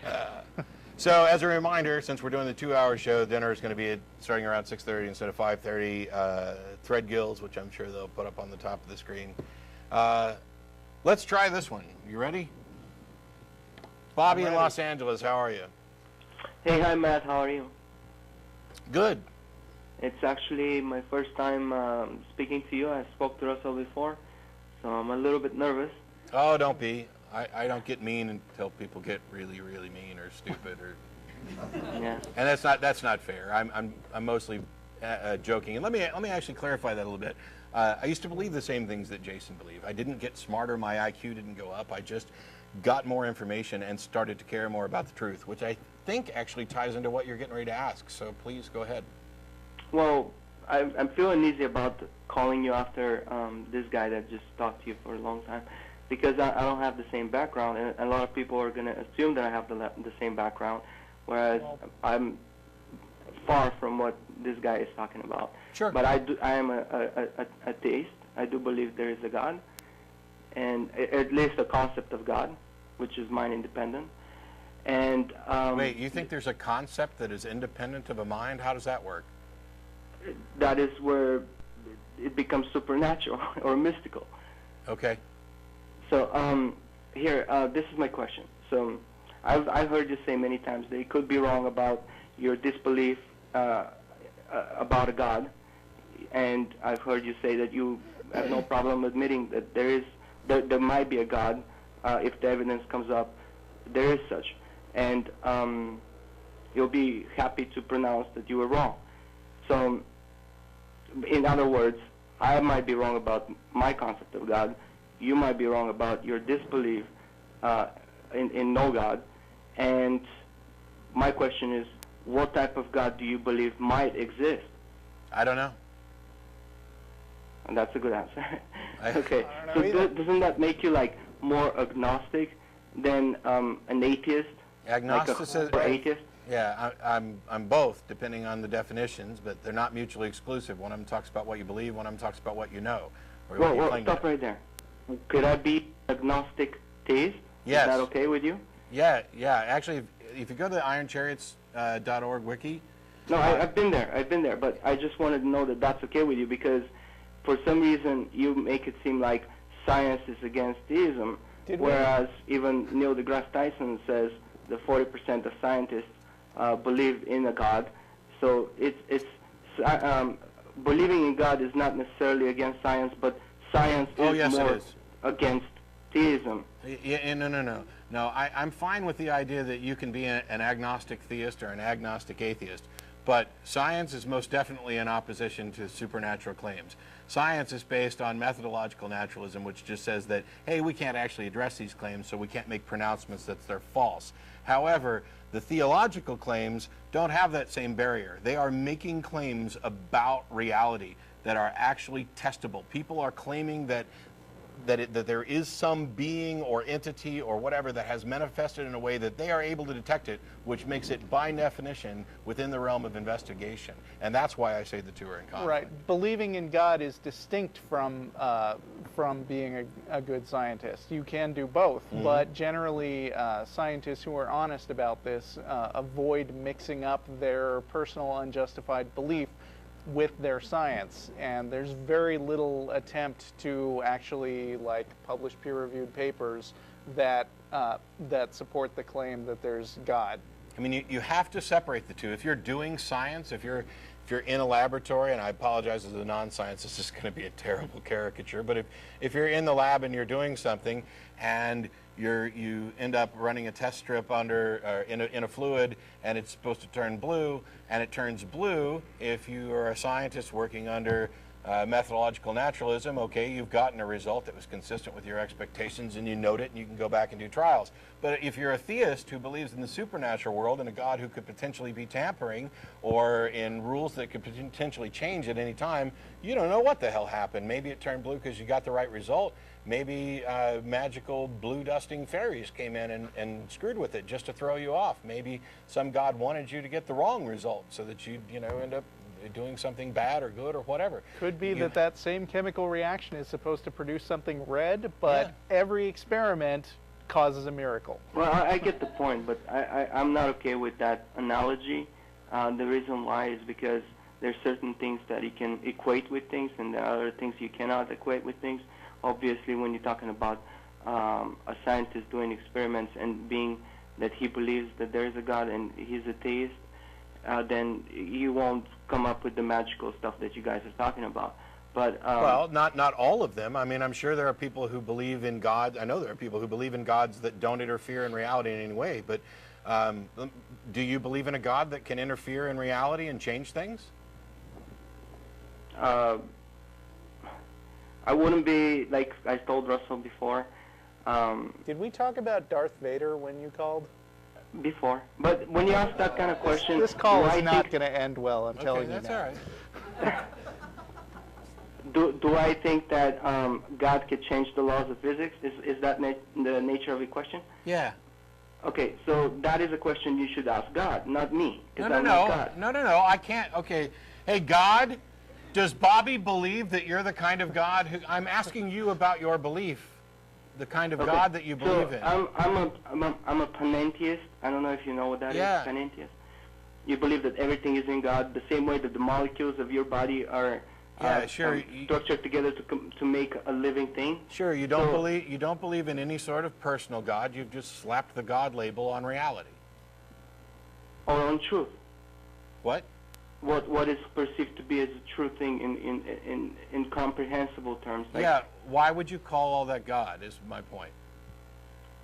I mean, it's like saying... Because it's the greatest thing that nothing greater can be conceived of.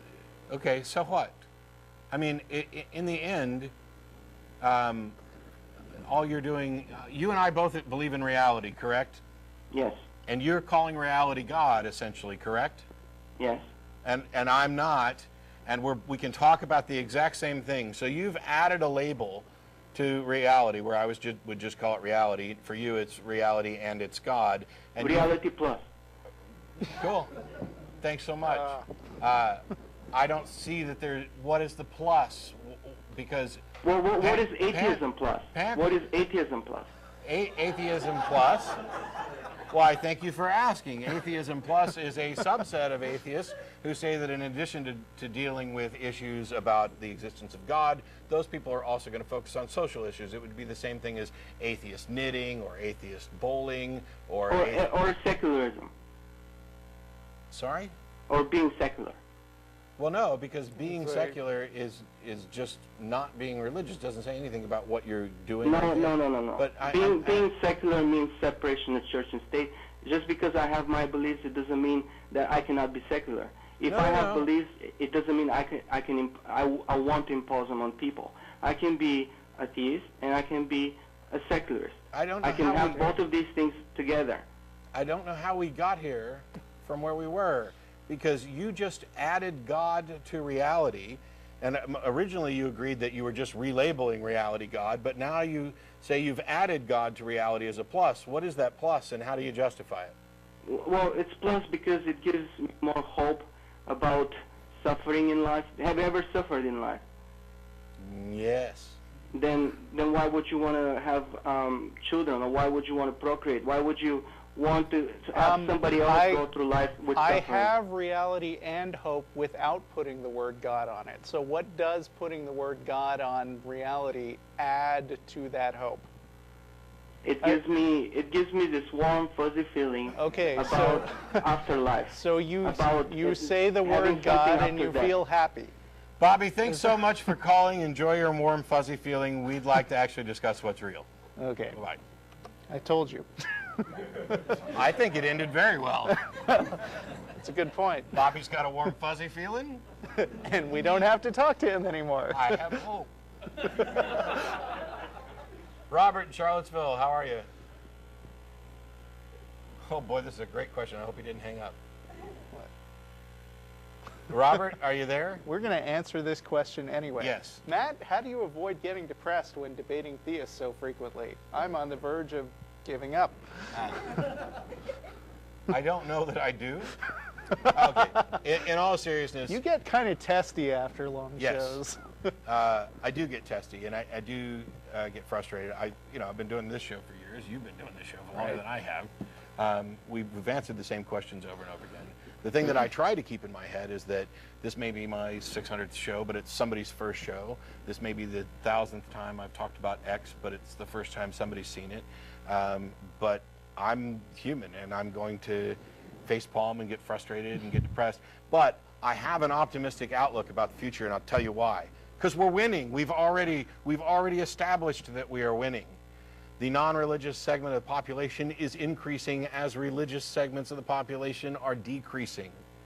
What you're seeing, as I mentioned in the talk that I gave at the Capitol yesterday, from the religious groups who are desperately trying... Matt? How the hell did that happen? Hey. We've been... I don't know what happened, but I was listening, and I guess I got disconnected. Yeah, well, we just answered your question. Or I'm in the middle of answering your question. Are you the one who... Cool, I'm sorry. I will hang up now and let you answer the question and finish it off, and I'll watch it. Cool, thanks. Okay. I forgot I didn't hang up after that. But what we're witnessing from religious individuals who are trying to plaster God all over everything or make all sorts of laws to impose their views on other people, this is the last desperate gasps and grasps for power that they once had, and we're just not going to allow it. We've been in a position similar to this before, where religion was on the decline and had less impact. We lost a lot of ground after that, and I'm talking about the freethinker movement of the late 19th century. After the Enlightenment, we had, great building process, and some of the intellectuals decided, oh yes, we've beaten this God question. This is just all absurd. How nobody but the lower people actually believe this stuff anymore, and so let them have their little religion, and the world will go on without them, and they'll be relegated to this little, they'll be like the flat earthers. And then it was, well, it's not polite to talk about religion and politics and things like this. And what that led to was apathy and an ultimate backlash, where the religious right stood up, took charge, and took over. We can't let that ever happen again. We have to keep wary of the past so that we are not doomed to repeat it. And we have to realize that these are not stupid people just because they happen to believe stupid things. Because every one of us, myself included, believes stupid things. Yesterday, I had the privilege of sitting in a lecture hall listening to Sean Faircloth, who directs the Richard Dawkins Foundation, I believe. And Sean is a very political guy.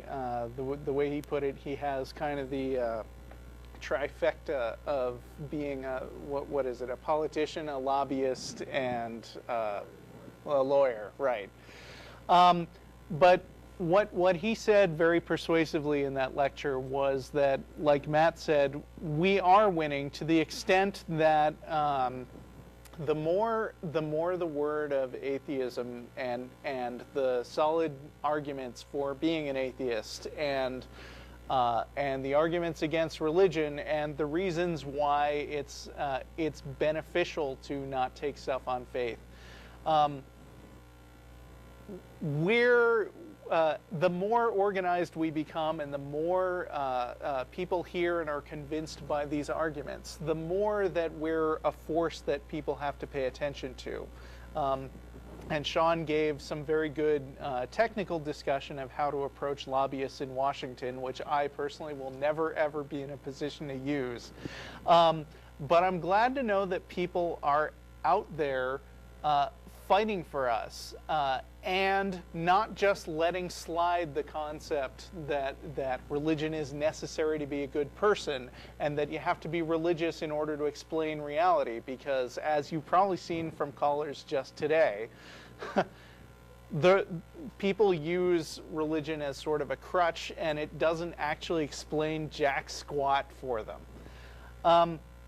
But I think the clearest indication you can tell about how we're winning is the way that people reacted last year to Harold Camping. Harold Camping was the crazy prophet last year who said that the world was going to be ending twice in 2011. I believe once in May and once in October, and it didn't end either time, and he went out and put out billboards and stuff.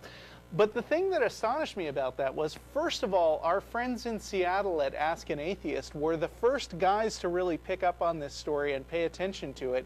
They got in the news, it became national news, and Harold Camping was largely a laughingstock. And other religious believers, they made all kinds of excuses about how their religion was different than his, but it's something I've never seen before, that so many people nationally and publicly were willing to look at somebody's personally held religious beliefs and not just say, well, he believes that, that's nice, but just say, you're crazy and it's hurting people. We need more of that, and the way that we get more of that is to continue to make these arguments and make sure people see and understand that atheism has got a solid foundation, and it's okay to be an atheist. You're neither an idiot nor an evil person. Usually. It doesn't follow. No, thank you. All right. Well said. Although there are some stupid and evil atheists. There certainly are, no doubt. I'm one of them. Oh, don't give yourself that much. I've been told as much. Oh, okay. It's one of those things where there's extra conversations that happen. Speaking of extra conversations, John in Chapel Hill, how are you? Hi. Thanks for having me on. I've been watching for a while. Sure. I love you guys. I had a question about agnosticism, and I've heard you, Matt, especially talk about it a lot in the past, and I'm sure you have too, Russell, and it's all over the Iron Chariot site, as I've been reading, defined in a bunch of different places in different ways. Yeah, because... And I think, go ahead, sorry. Because it's a term that is used in lots of different ways. From the time it was originally coined by Huxley, its usage has morphed and been appropriated by all sorts of subtly different positions. Like there's some where agnosticism is the position about a particular type of question of reality, where the conclusion of the answer is unknown and unknowable, and in other cases it's unknown or potentially unknowable. So there's some debate as to whether or not it has to be unknowable, whether it's an assertion. There are some who've even tried to define agnosticism as basically skepticism. Let's not conclude anything without good evidence. It just kind of depends on who you're talking to. The subtle, one of the versions, the one we talked about just a little bit ago, is this idea that relates to addressing claims specifically, and whether or not you believe a claim and whether or not you know a claim, and that's more about knowledge, and it's a use of agnosticism that doesn't necessarily tie back to Huxley's starting point. Yeah, I've heard you say a lot to people that atheism deals with belief, agnosticism with knowledge, and I think the main summary I got from the site as well is that the main two ways are that knowledge is either impossible or knowledge is not currently able to be attained at the moment. Like those are, I think you basically just said that. Yeah. But it mentions knowledge a lot without saying whether it's contingent or absolute knowledge, and I think that's kind of a big difference because I don't think it makes any difference to agnosticism. I mean, certainly how you're going to discuss knowledge is a valid discussion, but I don't know that it makes any difference. Well, and different versions may address it different ways. Let's say, for instance, it was only about absolute knowledge. That agnosticism only refers to absolute knowledge. Is there something you could be not agnostic about? I mean, except for maybe the logical truths, right? Well, when it comes, and I'm not sure that we're even talking about the same thing when we're talking about absolute knowledge, because my take on it, really briefly, because it doesn't really matter that much, is that knowledge is a subset of belief. Mm-hmm. You can believe things to different degrees. At some point, now there's been a definition of knowledge which is justified true belief. There's questions of absolute certainty being a red herring, that there's very little, if anything, that we can be absolutely certain about, apart from like logical absolutes and esoteric labels and things like that. So instead, I talk about it in a more colloquial sense of what does it mean when somebody says, I know something?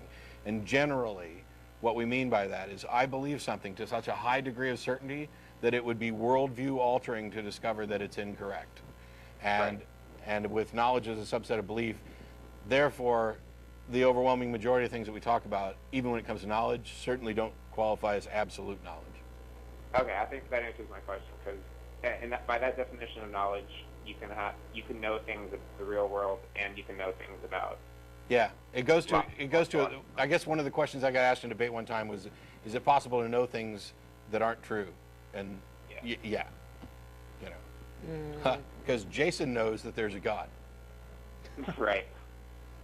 He is incredibly certain. Well, Jason absolutely claims certain. to know that he's a god, but by the definition, justified true belief, since it doesn't meet the criterion of true, it's not knowledge. That's the definition I reject. Justified true belief is a bad definition for me. I like it, but we'll have that conversation right after we get back to circumcision. I guess my thanks, John. Question about I got one more question about agnosticism. you've got the 2x2 chart about agnostic atheist, gnostic theist, gnostic atheist, agnostic theist. And in each case, agnosticism, in each case except for one, agnosticism and or your position on you're Gnostic or agnostic, you're theist or atheist about one issue, except for agnostic atheist. Atheist is about the claim that atheist refers to you rejecting that a God is true, but agnosticism is about, at least on the site, it's presented that you're agnostic about that no God exists, which are two different claims. You see what I'm saying? No, you're addressing a single claim. A single claim. Some God exists. You're a theist if your answer is yes, I believe that. You're an atheist if your answer is no, I don't believe that. The question of the amplifier of how strongly do you believe or not believe that, does it actually get to the point of where you would consider it knowledge, is where you could say, I believe a God exists, but I don't know, which would make you an agnostic theist. I know a God exists, Jason, the Gnostic theist. Right. I do not believe a God exists, but I don't claim to be certain about that. Agnostic atheist. I do not believe a God exists, and I am claiming to be certain that, God's So exists. I recognize that there is a disparity there in the language, but it's because we're eventually trying to get to two different claims. So yeah, it's a good point. Okay. Although I don't know if anybody else followed that because we don't have the chart in front of us. Okay. All right. Thanks, a lot. John. All right. Bye. So we got like 22 minutes left. Yep. What are the odds that one of us gets upset again?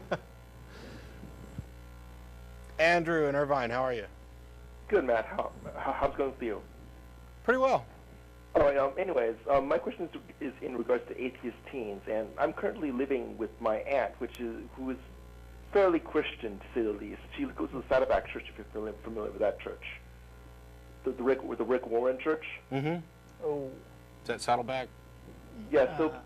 So basically, like, she's very heavily into Jesus, and I'm currently staying with her, going to UCI for like my MS for my bachelor's in public health. So, but like when I'm dealing with her, it's I have to go to church every single week and stuff, and like she's actually forbidden me to take notes in church now. Oh, wait. That's a good sign. Does she know you're an atheist?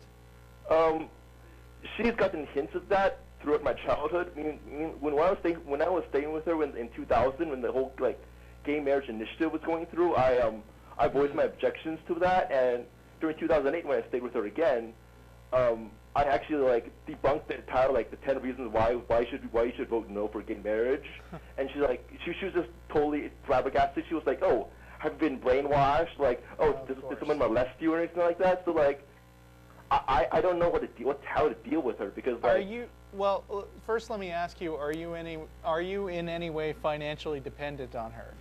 I'm more dependent on my parents, who are nominal Christians. Okay, so offending your aunt isn't like a life-threatening situation for you. Well, I'm currently staying with her, and it's too late to move into the dorms right now because it's okay. It's the current. I can't do it until the next quarter. And so basically, your problem with your aunt is that she's an unpleasant roommate. Basically, and she forces me to go to church every single week. I mean, like. She can't force it. I mean, tell your parents you don't want to go to church. I mean, that would be the first thing, because it sounds like they're going to be a little more likely to be on your side, right?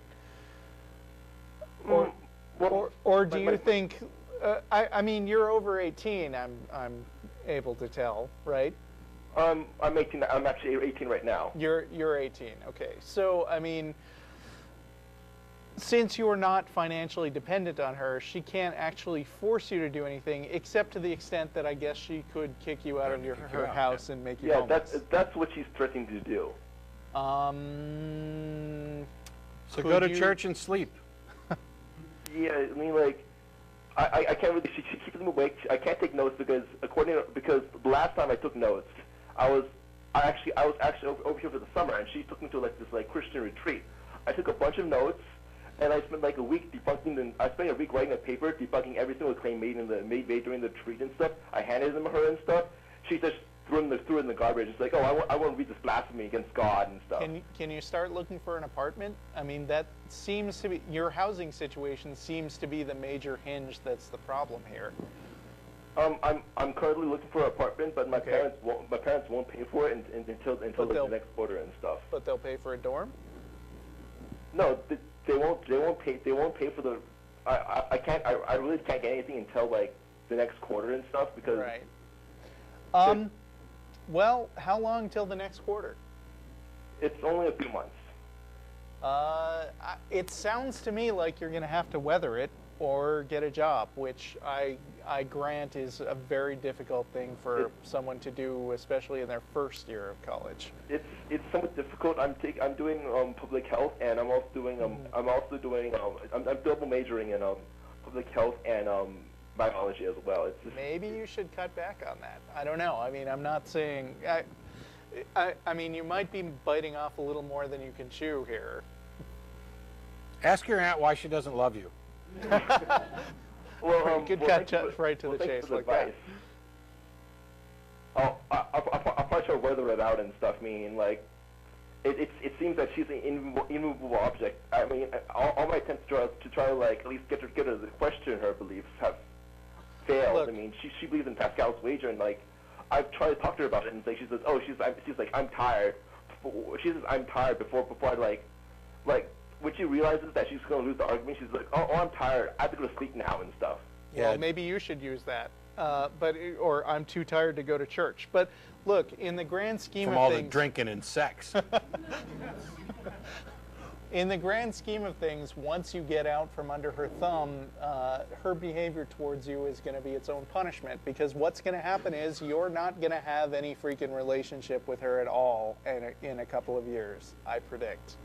And you're going to be totally justified, and you're going to avoid family events where she is, or just stay away from her during those family events.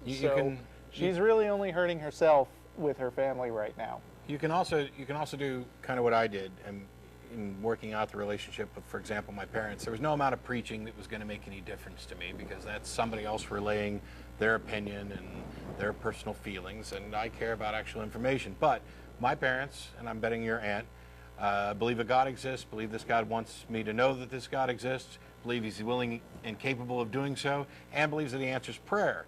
And so the best thing they could possibly do is pray to this God to reveal himself to me, because if it ever happens, I'm not going to deny it. That gets them off the hook for your soul, because now it's in God's hands, and it's all, it's up to him. And he'll do it in his time. Maybe he doesn't want you to know he exists just yet. Maybe he needs you to go through these other things first. And maybe if she'd stop being a controlling so-and-so and get out of the way, God could do that wonderful work in your life. But she's just a terrible Christian. I didn't. You might not want to put that last bit in there. I'm not saying that works very well, but. Anyways, just to close out, I'll take this answer off the air. Could you give advice to like teenagers that are actually under 18 about their parents and how to deal with their parents, given that they can't move out or they're actually minors? Yeah. Anyway, my advice is be really careful. Yeah, it's thanks a lot for the call. We'll go ahead and address that one, but be yourself, be honest, be respectful, realize that yes, as sucky as it can be, you may be in a their house, their rules situation. I usually tell them, which evidently you'd heard before, if they want you to go to church, go. Take lots of notes and ask lots of questions. Maybe they'll stop making you go eventually. Instead, it turns out they just stop letting you take notes. I don't know, it's a good time to train your brain to take better notes mentally without an actual piece of paper. But the big thing is you are in a position where you're not in control, and until you are in a position where you can have some control, you need to make sure that you do what's in your best interest, with one huge exception. Do not ever let anyone, parent, aunt, or otherwise, abuse you or put you down or shame you in any way. That is absolutely intolerable. And if they start to, and they're doing it in the name of religion, by all means point out that they're being a shitty Christian as you walk out the door with the cops. But sometimes sometimes you're gonna have to go to church. I actually like it. I don't get to go as much as I'd like to go. I wish that some of the preachers that I've heard would actually call into the show. It'd be some good conversations. Have you asked them? Some of them, yes. Oh. You can guess what the response was. Yeah. Charles in Highlands, New Jersey, thanks for calling. Hey, what's going on? I was actually just asking about astrology. I know you guys don't think there's anything to it, but I think that it's definitely factual and definitely scientific that the moon affects the tides, the sun, et cetera, et cetera. Yeah, okay, That part is true, So the moon affects the tides. What the hell does that have to do with astrology and individuals' horoscopes? That is astrology. As above, so below. So there's okay, first of all, that's a Bible quote, which matter. isn't necessarily... That's not just a Bible quote. That is actually Hermetic. That's like even older than that. But the point is that what is going on out there in the celestial bodies definitely affects what's going on here. Sure. And that's what astrology is. Okay, then why don't identical twins live the same life? They don't, and astrology doesn't say that. All astrology says is that as above, so below. That's all it says. That is not all it says. I Well, mean, you're just if you're lying talking about here. people that are saying things that are absolutely ridiculous in the back of the magazine, yeah. But as far as So like, that's not astrology? I mean, that is astrology, but that's like saying... Okay, so that's not all it says. Okay, yes, you're right. I totally agree. But I'm talking about, you can also say things like, oh, science says that, and makes up these stupid facts that used to be right that are now proven wrong, but that's not what I'm talking about. I'm talking about good astrology, saying that the sun affects how we are. It affects, like the Farmer's Almanac. That's a clear example of it. We already agreed with that. So if all you believe about astrology is the moon affects the tides, then yes, that part of astrology is true. Well, that's not just it. The sun, the way the sun is, where it's at, where the constellations are, and how that affects the sun. The sun's And effect on the tides is very, very small. Oh my God, that's ridiculous. Have you ever lived on the ocean? Hey, have you looked up root mean squared lately? Okay, you might be right. I don't know. I definitely think that it does have a certain amount of effect on it. But anyway, also I think that psychology is something that you guys underemphasize. I think that... what do we Are underemphasize? we done with astrology? Because I feel like we haven't really gone with this topic. I mean, what is actually... You think that there's something factual about astrology, and if all you mean is that there's us and there's stars, then yeah, those are facts. And there's gravity. But that's I mean, true. Do you think that the time in which you were born, relative to the positions of stars and constellations, has?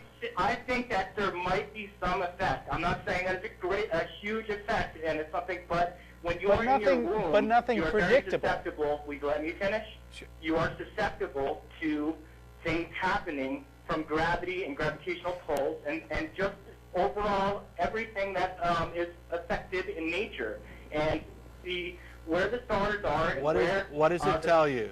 What does it tell you? Where the planets are, how the moon... What does it tell you, Charles? What predictions does it make? It does. Well, it definitely makes predictions about how you'll be able to, where you'll be able to plant your crops, how they will. Dude, that's physics. That's not astrology. Astrology doesn't give advice about how to plant crops, and if it did, it would be a farmer's almanac. Yeah. Well, I think that a farmer's almanac is basically astrology. A farmer's almanac is not astrology. Where Cassiopeia is does not affect when we plant crops. Farmer's almanacs are about weather patterns. Exactly, weather patterns based on, how where the sun is and if it's hot or not hot. Or... Yeah, Ursa Major has no discernible effect on the weather patterns on this planet. Okay, you might be right. I always thought that there was definitely some kind of an effect. Nope. Okay. Thanks, man. Thanks. Easiest call ever. Hey, astrology's real. Oh, it's not? Okay. Alexander in Anaheim, how are you? Hey, Matt. I had a question for either one of you guys. This is my first time calling. I've watched the show a lot, and I've been an atheist for just as long as I can remember, a skeptic for a lot longer. Anyway, my question is regarding evolution, not just evolution, though, but also the theory, the difference between a theory and a law, because I'm 18 and recently graduated high school. In high school, they teach, or at least in my high school, they taught me that a law is higher than a theory, and a theory goes to a law. And some of the reading I've done and some of the Atheist Experience episodes that I've watched seems to challenge that. And I want to, get it a little straightened out for myself to understand which one is true and why I should believe that. Yeah, I'll go ahead and let Russell take this, but Bobby's waiting on line 4 to talk about Acts again. No, we're not going to, so you can hang up. Yeah. Let's see. What's the difference between a theory and a law? Were you listening? Wait, so you were listening to that call earlier? No, not a specific call. Just I do. So I can just repeat what I already said today. Yeah. That makes it easy. Okay. All right. Science proceeds by basically observing stuff and then figuring out what kind of patterns they fit into, and then making predictions about the future to see if your pattern is real. If you manage to verify it a lot, then it becomes a theory. So basically, the theory is the pattern. It's the description of the way stuff works. For instance, if I pick up something and it falls down, that's an observation. That's basically the fact. The overall concept that, like, there could be perhaps a hypothesis that everything just falls to the ground, which would be an easy way to explain it if you have a flat Earth idea. But then, like, people like Galileo came along and Kepler and observed that bigger bodies out in space have this more general behavior, which is that any massive body attracts each other based on how massive it is and how far away it is. That's the theory. That's the overall concept, the framework for explaining it. Okay. Now, a law, generally speaking, is not so much like something that's absolutely indisputably true, but an outcome of the theory. Like, for instance, the gravitational equation, G equals, m1 times m2 over d3, distance cubed. That's the law of gravity, but that doesn't mean that the law of gravity is more perfectly established than the theory of gravity. A law is just empiric generalization. Yeah, an empirical way of describing stuff based on the model. Yeah, and early on, I was taught, and probably partially incorrectly, that laws come from math. Okay. Math and physics, and that biology doesn't come up with laws. Right. But there's a lot of murkiness here, and there is with theory and model. There's genetic probability laws and stuff like that. But one thing I would recommend, since you asked about evolution specifically, is to Google the term "evolution is a fact and a theory," which is at talkorigins.org, and it's a pretty good, thorough article. Okay. Thank you very much. I just want to say thank you for the show. This is my first time actually watching it on Ustream Live. And I mean, you guys have just kind of strengthened me being a skeptic and being, I guess, an atheist. Great. I just want to say thanks for the show. Thank you. And you might also Google law versus theory, because Google knows everything and we don't. That's true. All right. Thank you very much. Google is God. All right. This may end up being the last call. Believe it or not, 2 hours is almost gone. Wow, it flew by. Randy in Toronto. Hey, how are you guys? Exhausted. Yeah, you look tired. Listen, real quickly, I am a believer in Christ. That's kind of loud. Can you guys turn that volume down? Yeah, I'm sorry, I have a big voice. Not you, the guys in the control room. Yeah, we can hear ourselves through you in the control room. Go ahead. Yeah, I have a very big voice. I apologize. Okay. My question is really simple, though. I don't want to get into an argument. I'm under the belief that, atheism and theism has hit a dead end as far as a winner or a loser is. But I do have a question. Because you're losing. Okay, well, I'll go with that. Let me just ask you a question. The whole theory on BC and AD. I wouldn't call that a What are your thoughts on that? Pope Gregory. Yeah, Look first him of up. all, it's not a theory, but yeah, I understand we're being colloquial. It's just that we've had so much theory today at all. Yeah, okay. So BC and AD are markers that people came up with in order to note time. Yes, it's before Christ and Anno Domini, the year of our Lord, by Pope Gregory. So what? Well, I want to know what your thoughts are on it, because I know that you guys love to have... I think it's an arbitrary distinction that happened because the people in power had a particular frame of reference that they wanted to do everything. If, for example, another religion had come to power and decided that they wanted to try to unify the calendar, we would be in a different year right now. Instead of 2012 Yeah, AD, the Hebrew calendar says it's like 5,000 something. Yeah. Meanwhile, 6,000? the distinctions, the BC AD distinctions, are falling out of favor and in favor of CE and BCE. But it's arbitrary. I mean, you could call this year one. We could just decide today that something. This is year 11 if we want to mark it from September 11th, 2001. This is year 11, month 1.